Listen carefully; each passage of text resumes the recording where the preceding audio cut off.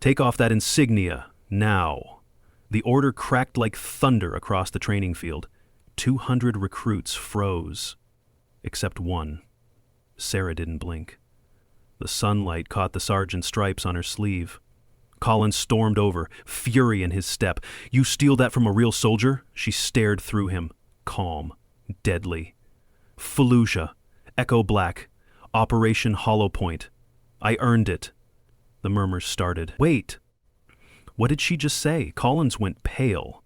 The name Echo Black wasn't even supposed to exist. She leaned in, voice cold as steel. "You've read about ghosts in the files, Sergeant. But I'm the one who left the files behind." Silence. Then a whisper. "She's not in the system." "No, she is the system." Sarah's jaw clenches, a muscle twitching beneath her skin. Her hands tremble at her sides, but it's not fear causing the tremor. It's restraint. Years of discipline, holding back something far more dangerous than Collins could imagine. "I said remove it," Collins bellows, spittle flying from his lips. "Or I'll have MPs escort you out in handcuffs. Your choice, Mitchell." The recruits lean forward slightly, phones appearing despite regulations, sensing something momentous is about to unfold. Sarah's fingers move to the buttons of her jacket with deliberate slowness. As she works each button free, the jacket parts to reveal an athletic tank top underneath. She shrugs the garment off her shoulders, and as it slides down her arms, the morning light illuminates something on her upper back. Intricate lines of ink peek above the fabric, too detailed to be decorative, too precise to be casual. The screech of tires on asphalt cuts through the tension. A military jeep bearing command flags skids to a halt mere yards from the formation. The door flies open before the vehicle fully stops, and Base Commander General James Harrison emerges with an expression of shock that transforms into recognition. "Sergeant Mitchell!" His voice cracks on the name. Decades of military bearing momentarily forgotten. What would you do if someone tried to humiliate you in public? Drop your location below. The woman standing in her tank top doesn't look like much. Sarah Mitchell could disappear in any crowd, with her blonde hair pulled back in a regulation bun and her unremarkable features set in a perpetually neutral expression.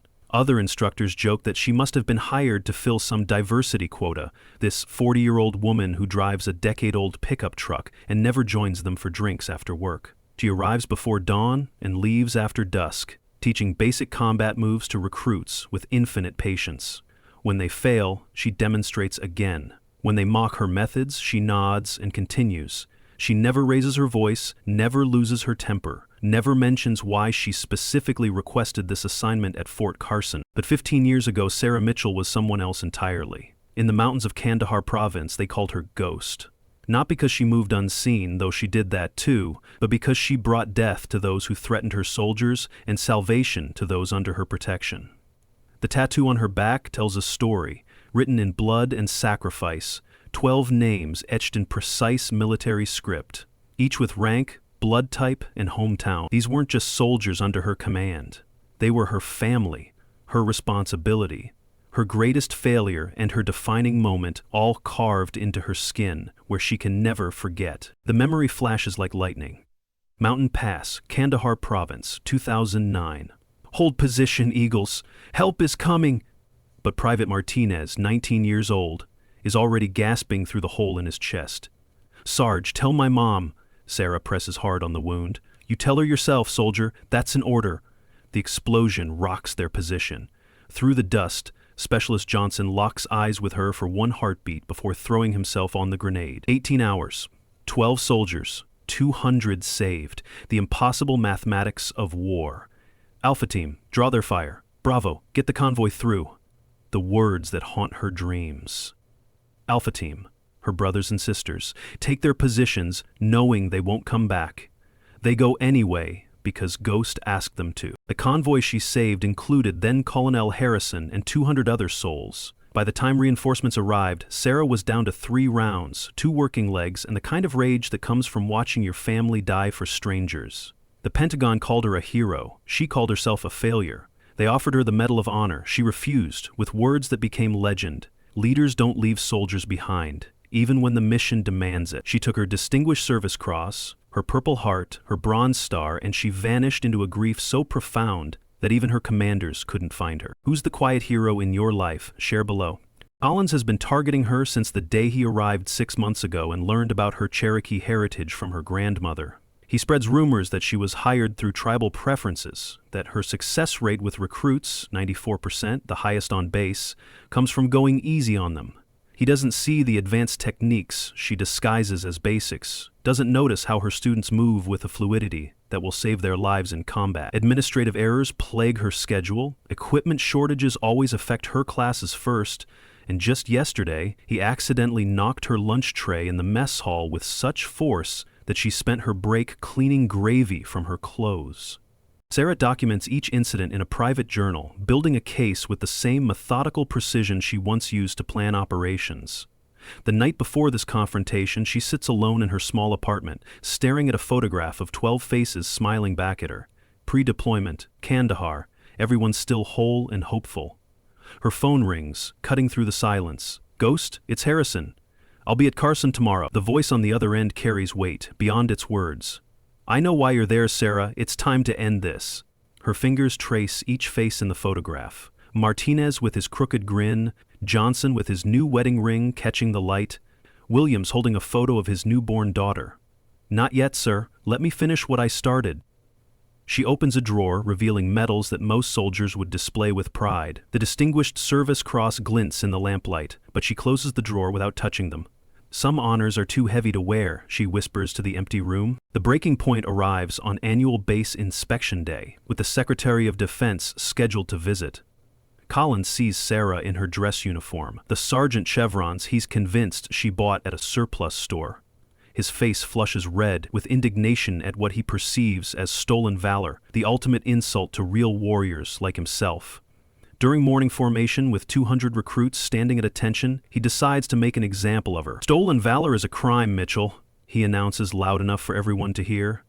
"Admit you bought that uniform at a surplus store, and maybe I won't press charges." Sarah's response comes quietly, but carries across the silent ranks. "These are mine, Master Sergeant." The simple statement sends Collins into a rage that's been building for 6 months. "Prove it!" he roars, advancing on her position. Other instructors gather at the edges of the formation, smirking at what they assume will be Mitchell's final humiliation. Several recruits raise phones despite regulations, sensing this moment needs to be preserved. Sarah's hand moves to her jacket zipper, then stops. Her voice remains steady, almost gentle. "With respect, Master Sergeant, I don't need to prove anything to you." It's not defiance in her tone, but something else. Pity, perhaps? Or the bone-deep exhaustion of someone who's fought too many battles against small minds. Collins's face darkens to purple. "Take it off, or you're fired. Security!" 2 military police officers begin moving toward the formation, hands on their batons, ready to escort out another faker trying to claim honor they didn't earn. The convoy of black SUVs arrives exactly on schedule, though earlier than expected. Sarah's eyes track their approach with the same tactical awareness that once saved lives in mountain passes. She makes her decision and begins removing her jacket as ordered, handing it to the approaching security officers with careful dignity. The tank top exposes her back to the morning sun, and 200 recruits gasp in unison. The tattoo isn't decorative. It's a memorial, a promise, a burden, carved in ink. 12 names in perfect military script, each with rank, blood type, and hometown. Details only their leader would know, only someone who held their hands as they died would remember.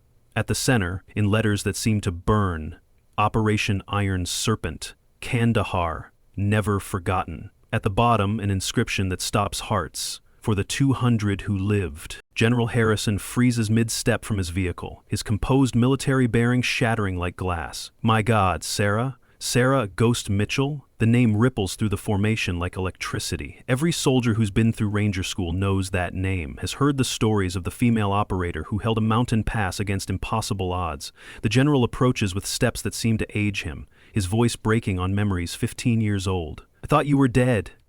Sarah turns to face him, and for the first time since arriving at Fort Carson, real emotion flickers across her features. "No, sir. Just tired." The admission costs her something. This woman who's been stoned for so long that feeling might break her apart. "You disappeared?" Harrison continues, his voice thick. "We looked for you for years. The families of the soldiers you saved, they wanted to thank you." Sarah's composure cracks slightly, a fault line running through granite. I couldn't lead anymore, sir, not after. Her voice catches on names she says in her dreams. Harrison steps closer, close enough that their conversation becomes private despite the audience. Those 12 soldiers followed you because they believed in you. The words hit her like physical blows. They followed me to their deaths. The tears she's held for 15 years threaten to break free.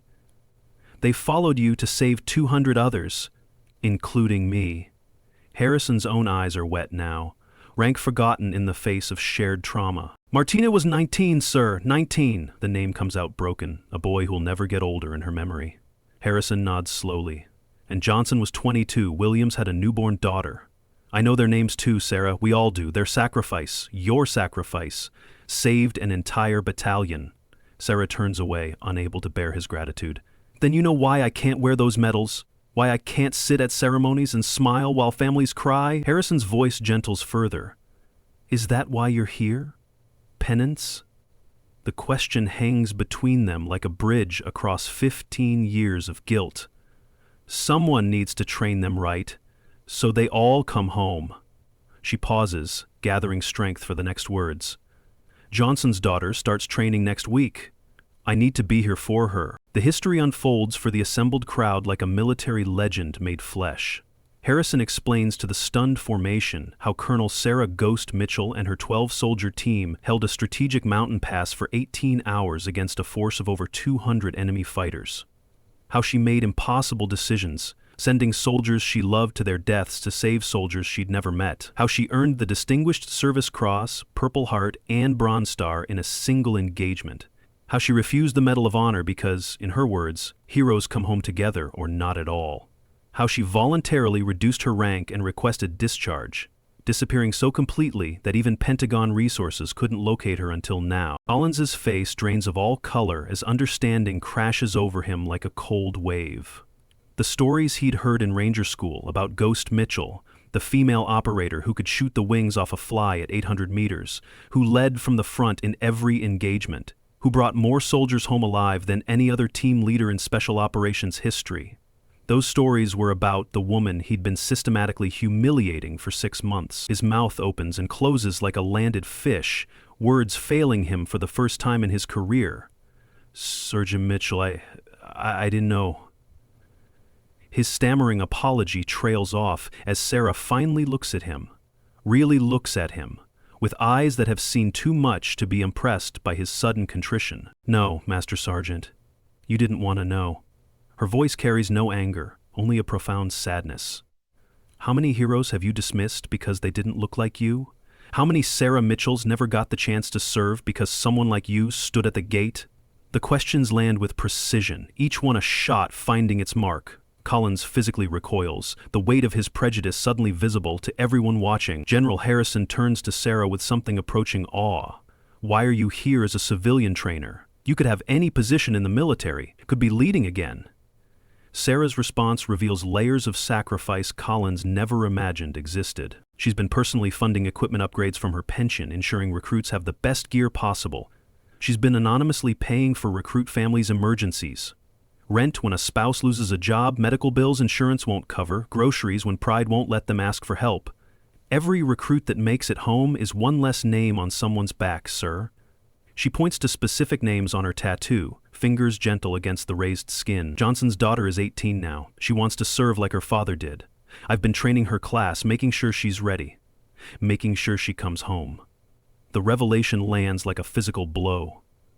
She's trained over 2,000 recruits in her time here, with 0 training fatalities, a record that makes sense only now that they know who she really is. General Harrison's expression shifts from recognition to something harder as he turns to Collins. The fury in his eyes could melt steel. Master Sergeant Collins, front and center. The command cracks like a whip, and Collins moves with the jerky motions of a marionette whose strings are tangled. You are relieved of duty, effective immediately. But Sarah raises a hand, a small gesture that stops the general mid-sentence. Sir, if I may. Harrison nods, deferring to her with respect that makes the watching recruits straighten unconsciously. Master Sergeant Collins is exactly why I'm here. The revelation unfolds with surgical precision. General Harrison announces that Collins is under investigation for systematic discrimination, with multiple complaints from female and minority instructors. But the twist cuts deeper. Sarah was assigned to evaluate the training program undercover, experiencing firsthand what recruits and instructors face. Her reports have documented not just Collins's behavior, but a culture that drives away precisely the warriors America needs. She chose to experience it rather than observe it, to build an airtight case that would reform the entire training system. The Pentagon specifically requested her for this mission because they needed someone who understood both combat excellence and the human cost of toxic leadership. "Why didn't you say anything?" Collins's desperation pitches his voice high. "Why let me—" Sarah cuts him off with a look. "Because you showed me who you really are, Master Sergeant. Every insult you threw at me, you've thrown at recruits who looked like me. Every time you made assumptions about my qualifications, you did the same to young soldiers who might have saved lives." She steps closer, and Collins involuntarily steps back. "3 recruits quit because of you last month alone. 3 potential warriors who could have made the difference between a unit coming home whole or coming home with empty seats. Their blood would have been on your hands, and you would never have known it." General Harrison adds weight to her words. Her reports include 16 separate incidents of discrimination. Your name appears in 12 of them. You've been creating exactly the kind of environment that gets soldiers killed. Not through enemy action, but through destroying unit cohesion before they ever see combat. The general returns Sarah's jacket personally, the gesture carrying ceremonial weight. He addresses the formation about real military values, about how excellence comes in every color, gender, and background. He announces her true role in reforming the entire training protocol, and offers her choice of any position on base, including his own if she wants it. The Pentagon position he mentions makes several instructors gasp. She's been nominated to oversee training standards for the entire military, but Sarah Mitchell makes a choice that defines her more than any medal could. "I'm where I need to be, General." The simple statement carries the weight of absolute conviction. Recruits need someone who's been there, who understands the cost. They need someone who'll teach them to come home. She pauses, eyes finding specific faces in the formation. "Johnson's daughter arrives Monday. I made a promise to teach her everything I know, to make sure she doesn't have to make the choices I made." The general nods slowly, understanding passing between them. "Then, you'll do it, with full authority to reform this program however you see fit. Tag a veteran who deserves recognition." Collins approaches with his resignation letter, hands shaking as he extends it to Sarah. She reads it carefully, then hands it back. Stay, learn, teach better. The words clearly cost him something to hear. She pulls out a photograph, worn soft from handling, showing her lost team. 12 faces representing every corner of America. Different colors, different backgrounds, united in purpose. They died, trusting each other completely. Not their differences, their trust. Collins's voice breaks. "How do you forgive yourself?" It's the question she's asked herself every day for 15 years. "I don't. I just try to earn it every day. Start earning yours tomorrow." The next morning's formation reveals a transformation that runs deeper than mere compliance. Sarah stands in full uniform, her presence somehow larger despite her modest frame. Recruits who yesterday snickered at Mouse now stand straighter, eyes tracking her movements with something approaching reverence. She pulls aside Rodriguez, the recruit Collins failed yesterday for lack of warrior spirit, and demonstrates the knife defense technique with the same quiet patience as always. But now the recruits see what she's really teaching. The exact move that saved General Harrison's life 15 years ago. "Your background doesn't define your worth, soldier," she tells Rodriguez, whose parents crossed the border with nothing but hope. "Private Martinez was first-generation American too. He died a hero." She produces a worn photo from her pocket. His parents run a restaurant now in Denver, named it Miguel's Place, after him. Every meal served is a reminder that their son's sacrifice meant something. The memory surfaces sharp and clear. Martinez in her arms, his young voice fading. "Sarge, promise me something." Blood spreading despite her desperate pressure. "Anything, soldier." His grip surprisingly strong. "Train them better than we were trained. Make them ready. Promise me they'll come home." Sarah's voice, in the present, carries that dying wish forward, like a sacred trust. "I made a promise to Private Martinez, Rodriguez. You're going to help me keep it." Rodriguez straightens, understanding the weight of legacy being passed to him. "Yes, Sergeant." Female recruits approach her after formation, tentatively at first, then with growing confidence. They share stories. The instructor who said women couldn't handle real combat. the evaluation that marked them down for emotional responses when male recruits' anger was called warrior spirit, the countless small cuts that made them question their place in uniform. Sarah listens to each one, really listens, then shows them the photo of her team. Half of her best soldiers were women who fought with a ferocity that made enemy combatants radio warnings about the ghosts. She establishes an informal mentorship program on the spot, naming it the Iron Serpent Initiative after Operation Iron Serpent. Within hours, word spreads through the base. Ghost Mitchell is teaching the real techniques, the ones that keep you alive when training meets reality. That evening, Sarah stands alone at the base memorial wall, fingers tracing names of the fallen from every generation of warriors. The stone is cold beneath her touch, but the names burn hot with memory. Collins approaches, each step heavy with the weight of his shame. He holds his resignation letter like a white flag, eyes unable to meet hers. Sarah reads it again, noting the genuine remorse in every carefully chosen word, then hands it back once more. Stay. Learn. Teach better. She turns to face him fully, and he sees not the anger he deserves, but something harder to bear. Understanding. They died trusting each other, she says, showing him the photos she's carried for 15 years. Native American, African American, Mexican American, white farm boys from Iowa, city kids from Detroit. They didn't see differences when the bullets started flying. They saw family. Collins stares at the faces. So young they look like the recruits he's been failing. His voice comes out strangled. How do I make up for what I've done? How do I look at those recruits I drove away and... Sarah cuts him off with unexpected gentleness. You can't change what you did, but you can change what you do tomorrow, and the day after, and every day until you've trained more warriors than you drove away. She points to specific faces in the photo. Johnson saved 6 lives with his sacrifice. Williams held a position alone for 40 minutes so others could evacuate. Martinez spotted an ambush that would have killed dozens. Every one of them was someone another instructor might have overlooked, might have driven away because they didn't fit the mold.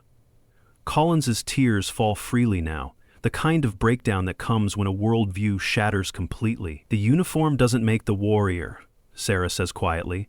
The warrior makes the uniform. The dawn brings a new reality to Fort Carson. Sarah teaches hand-to-hand combat to a mixed gender group, every movement precise yet accessible. Collins assists, following her lead with the attention of a junior learning from a master. He corrects a recruit's stance, then immediately asks Sarah if his correction was appropriate. It's a small gesture that speaks volumes. The mighty Master Sergeant learning humiliated from the woman he tried to humiliate. The recruits notice everything, see how he defers to her expertise, how he asks questions instead of assuming knowledge. Sarah works with him as patiently as she does with any recruit, building him back up into the instructor he should have been from the start. Excellence has no color, she tells the group. Courage has no gender. Honor has no background. Remember that. A new recruit, young and eager with the kind of innocence that makes sergeants pray harder, notices the tattoo peeking above Sarah's collar during a demonstration. Sergeant, what are those names? The question stops movement across the training ground.